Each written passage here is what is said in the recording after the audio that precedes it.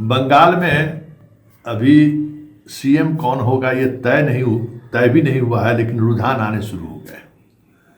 बंगाल के जो चुनावी हिंसा का जो एक इतिहास रहा है, बीजेपी के सत्ता में आने के साथ ही वह उस हिंसा का दौर शुरू हो चुका है। टीएमसी के क्लब को लूटा जा रहा है, टीएमसी के समर्थकों पर हमला हो रहा है, जगह जगह लूटपाट चल रहा है, थाने में लोग गीत संगीत का आनंद ले रहे हैं। थाना में अब समझ लीजिए कि किस तरीके से बंगाल चल रहा था। कोई जब बुद्धदेव भट्टाचार्य के शासन का भी अंत हुआ था तो कुछ इसी तरीके का नज़ारा देखने को मिला था। मतलब बंगाल जहाँ वामपंथी रहा है ना, वहाँ यही संस्कृति रही है, राजनीतिक संस्कृति, हत्याओं का खेल चला है।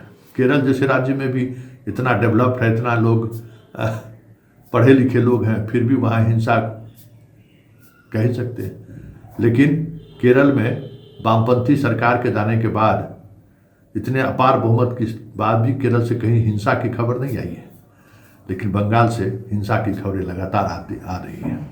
जगह जगह तोड़ फोड़ हो रहा है, पुलिस की मौजूदगी में, पुलिस और पारामिलिट्री फोर्स की मौजूदगी में हो रहा है। ठीक है, ममता की भी शैली यही रही है। इसका ये मतलब नहीं है कि आप भी उसी शैली से पेश आए। यह संकेत है कि बंगाल का बवाल बीजेपी की वो ताकत है, वो खेल है जो बंगाल की राजनीतिक संस्कृति से ही पैदा लिया है।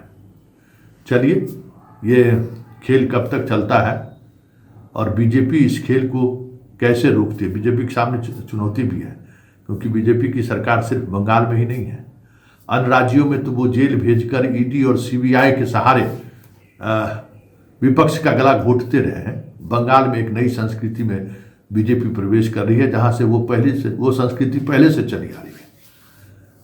राजनीतिक विद्वेष में हत्याएं, लूटपाट, मर्डर, आगजनी। तो बंगाल बीजेपी को मुबारक, बीजेपी को बंगाल मुबारक।